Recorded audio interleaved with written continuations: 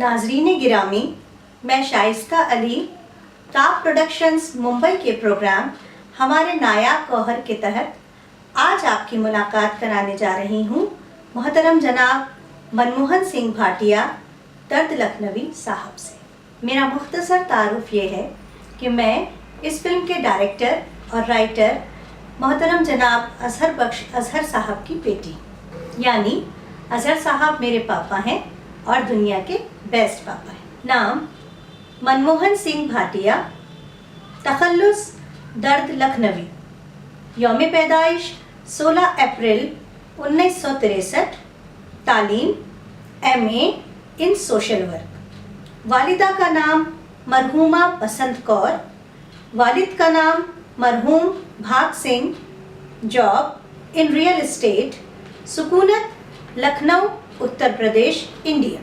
पहले हम उनकी ज़िंदगी का वो पहलू देखेंगे जो रूहानियत से पुरनूर है। नमस्कार, आदाब, सत श्री अकाल।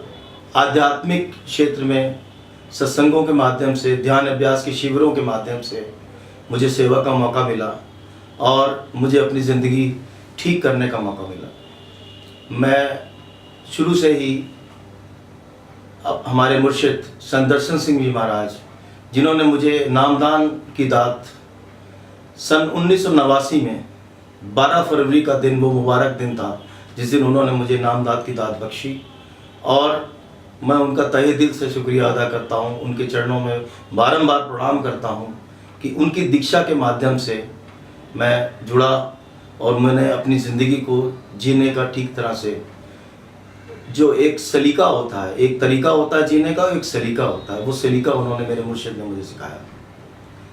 मेरे मुर्शिद एक बहुत ही उच्च कोटि के शायर थे।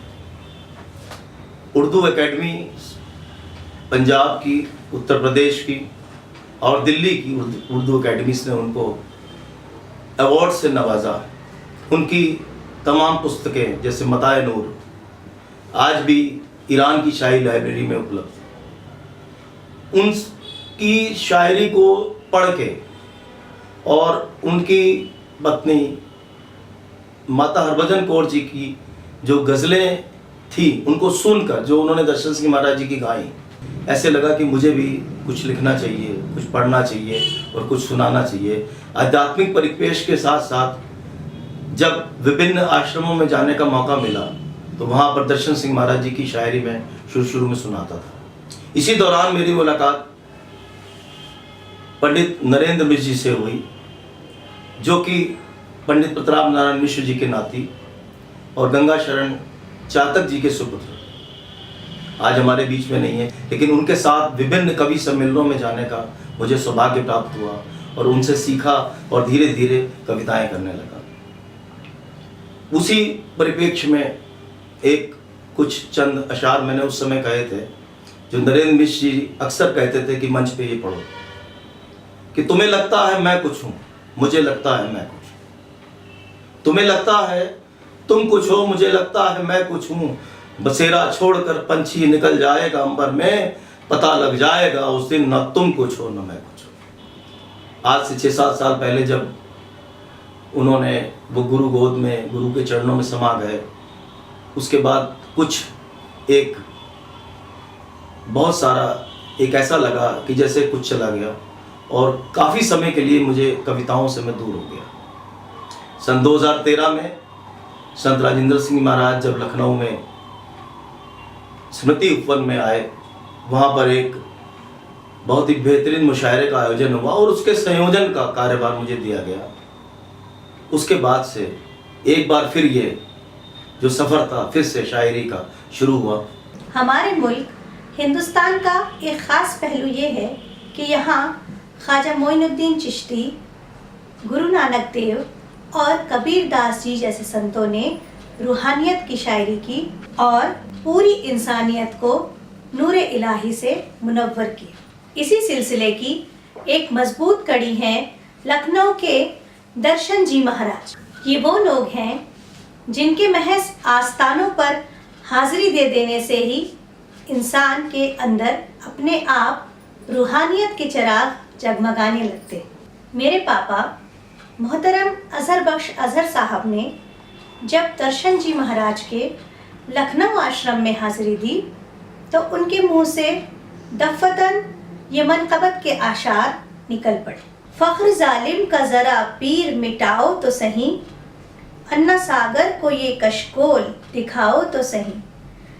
संत दर्शन ने कहा है तो मिलेगी मंजिल, अपनी मंजिल की तरफ पाँव बढ़ाओ तो सही। हमको नानक ने शम्मा अम्न की जो सौंपी है, इस शमा से ही शम्मा सबकी जलाओ तो सही। तो आइए हम दर्द लखनवी साहब से इसी सिलसिले से जुड़ा एक रूहानी कलाम सुनते हैं। एक जो हम शौक नज़रों से मुर्शिद के पीते हैं, कभी कभी जब पीने का जिक्र आता तो चंद अशार मैंने कहे हैं, तो एक दो शेर मैं कहना चाहूँगा आज। कभी लड़खड़ा के पी ली, कभी पी के लड़खड़ाए, कभी लड़खड़ा के पी ली, कभी पी के लड़खड़ाए, कभी वो हमें बुलाए, कभी हम उन्हें बुलाए, कभी लड़खड़ा के पी ली। चलो दूर चल के बैठे जहां तुम हो और मैं हूं, चलो दूर चल के बैठे जहां तुम हो और मैं हूं। जो रह गया अधूरा वो गीत फिर से गाएं, जो रह गया अधूरा वो गीत फिर से गाएं, कभी लड़खड़ा के पी ली। दर्शन की इस गजल को मन गुनगुना रहा है, दर्शन की इस गजल को मन गुनगुना रहा है। कैसा नशा है छाया कैसे भला बताएं, कैसा नशा है छाया कैसे भला बताएं। अब आ रहे हैं दिलबर ये खबर तो आ गई है, अब आ रहे हैं दिलबर ये खबर तो आ गई है। ना रोके चैन पाए ना हंस के चैन पाए, कभी लड़खड़ा के पी ली, कभी पी के लड़खड़ाए, कभी वो हमें बुलाए, कभी हम उन्हें बुलाए, कभी लड़खड़ा के पी ली। नाज़रीन, दर्द साहब एक साहिब किताब शायर हैं। इनकी गज़लों के पहले मजमूए का नाम है दर्शने दर्शन। प्रतिभा मंच के 2 साझा संग्रहों में भी आपकी गज़लें शामिल हैं, जिनके नाम हैं गुलदस्ताए गज़ल और कारवाने गज़ल। इसी तरह काव्य कलश में भी आपकी गज़लें शामिल हैं। जो अशार मैंने कहे थे उसमें सिर्फ एक ही मार्गदर्शन था, वो था संत दर्शन सिंह महाराज जी का, मेरे मुर्शिद का। उनका एक शेर है जिससे मैं आज की इस जो कुछ भी अशार मैं कहूँगा, सबसे पहले मैं दर्शन सिंह महाराज जी के चंद अशार कहना चाहूँगा कि रक्स करती है फसा वस्द में जाम आया है, रक्स करती है फसा वस्द में जाम आया है, फिर कोई लेके बहारों का प्याम आया है। तेरी मंजिल है बुलंद इतनी कि हर शाम और सहर चांद सूरज से तेरे दर को सलाम आया है। ये थे संत दर्शन सिंह महाराज। आज उन्हीं की प्रेरणा है जो मैं कुछ कहने के लायक हूँ। इसी क्रम में मैं कुछ अशार कहना चाहूँगा। थोड़ा पानी संभाल कर रखिए, थोड़ा पानी संभाल कर रखिए, आग का कुछ पता नहीं होता, आग का कुछ पता नहीं होता। सन 1990 में मेरी शादी हुई और मेरी शरीके हयात बीबी स्वर्ण कौर, उनके साथ मेरी शादी हुई। बहुत ही भोली, बहुत ही सिंपल ऐसी जीवन संगिनी को पाकर, जिन्होंने निरंतर, जब भी मैं शायरी में या कविताओं में मग्न रहता था, कभी भी उन्होंने मुझे ये नहीं कहा कि तुम समय नहीं देते हो इधर उधर, और पूरा मुझे सहयोग किया। तो आज अगर इस मुकाम पे मैं पहुंचा हूं तो उसमें उनका भी बहुत बड़ा योगदान है। इसके साथ साथ मेरी बेटी गुरबानी भाटिया, जब भी मैं कोई गज़ल या कोई भी शेर कहता था, और जब मैं उसको पहली बार जब प्रेषित करता था तो सबसे पहले मैं अपनी बेटी गुरबानी को सुनाता था, और वो बहुत ही धैर्य के साथ उसको सुनती थी, और उसके जो चेहरे के एक्सप्रेशन होते थे, जो उसके चेहरे के भाव होते थे, उससे मैं समझ जाता था कि ये शेर हुआ कि नहीं हुआ या कैसा हुआ। इसके अलावा मेरे बड़े बेटे ने मुझे स्मार्टफोन गिफ्ट दिया मेरे जन्मदिन पर, और उन्होंने कहा कि आप फेसबुक में भी जुड़ो, और फेसबुक में जुड़ने के साथ साथ आप उसमें भी अपना जो आपका शौक़ है आप उसको पूरा करो। पूरा सहयोग दिया मेरे बेटे नवनीत ने, जो कि इन्फोसिस में इस समय एक सीनियर इंजीनियर, सॉफ्टवेयर इंजीनियर के रूप में काम कर रहा है। और इसके अलावा मेरे छोटे बेटे ने, सिमरन ने, उसने भी मेरा बहुत सहयोग किया। जब कभी भी कंप्यूटर से रिलेटेड कुछ काम होता था तो वो मुझे मदद करता। अब हम उनकी ज़िंदगी का एक दूसरा पहलू देखते हैं, जिसमें दर्द लखनवी साहब प्रतिभा मंच के फिलबदी मुशायरा कमेटी के रूहे रवा नजर आते हैं। वो हर रोज़ शोरा इकराम और शायरात को एक तरही मिसरा देते हैं, और उस मिसरे के अरकान, बहर और धुन बताते हैं। फिर हर रात इसी मिसरे पर मुशायरा मुनक्कद होता है, और तमाम शोरा इकराम बेहतरीन अशार इसी मिसरे पर कहते हैं। अजहर साहब ने उनके इसी कारनामे की वजह से उन्हें प्रतिभा मंच के सिपह सालार के लक़ब से नवाजा है। इसी तरह ये कारवां बढ़ता चला गया, और जब असद निज़ामी साहब से मुलाकात हुई तो प्रतिभा मंच में मैं जुड़ गया, और जब प्रतिभा मंच में जुड़ा तो ये शायरी का जो अंदाज था ये पूरी तरह से परिवर्तित हो गया। और आज एक ऐसी जिम्मेदारी से उन्होंने मुझे नवाजा है कि पिछले काफ़ी दिनों से प्रतिभा मंच में एक ऐसा मंच है जहाँ पर रोज़ फिलअब्दी होती है और एक से एक अशार आते हैं। मेरे ख्याल से फेसबुक में कोई ऐसा ग्रुप नहीं है जिसमें इतने अशार आते हैं, और इतने बेहतरीन अशार आते हैं कि मैं क्या बयान करूँ।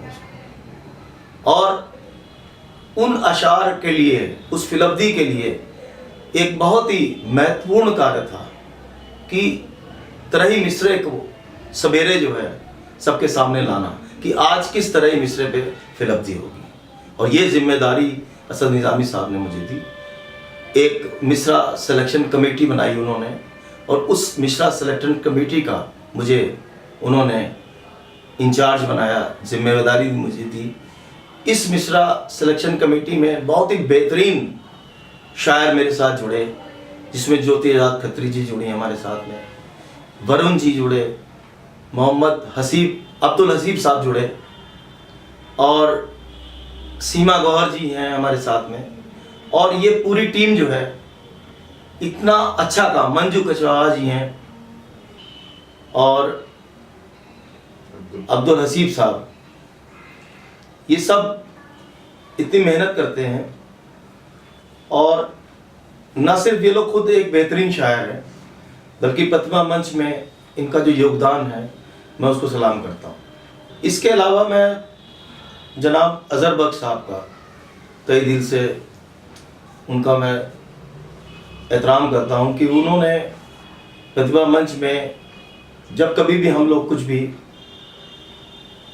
कहते हैं और ख़ास तौर से उर्दू का जो एक सही उच्चारण होना चाहिए, उसका जो एक बहुत ही उम्दा मार्गदर्शन होता है उनके माध्यम से, तो मैं उनका भी तहे दिल से शुक्रिया अदा करता हूँ। गज़ल में पेश कर रहा हूँ। तेरी यादों से अब दिल भर मेरा दिल टूट जाता है,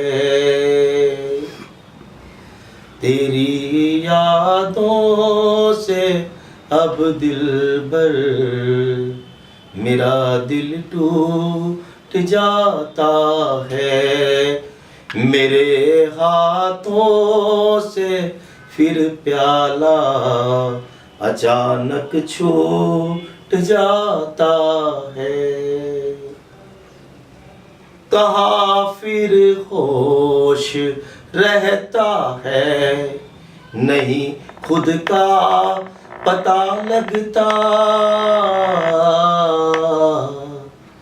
कहाँ फिर होश रहता है, नहीं खुद का पता लगता, तू आँखों से सितमगर क्यों मुझे फिर लूट जाता है, मेरे हाथों से फिर प्याला अचानक छूट जाता है। और ये शेर खास तौर से मुलाजा फरमाइएगा। ये दुनिया प्यार की दुश्मन, मगर तू प्यार कर लेना, ये दुनिया प्यार की दुश्मन, मगर तू प्यार कर लेना, जो रह जाता है बिन उल्फत मुकद्दर फूट जाता है।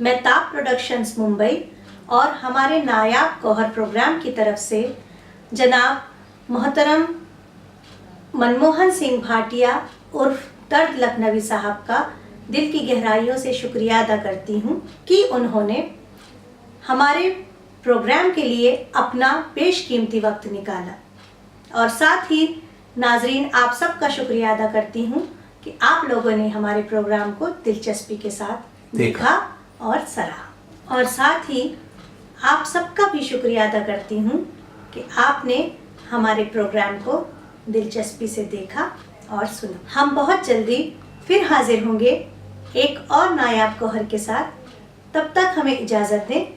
अल्लाह हाफ़िज़।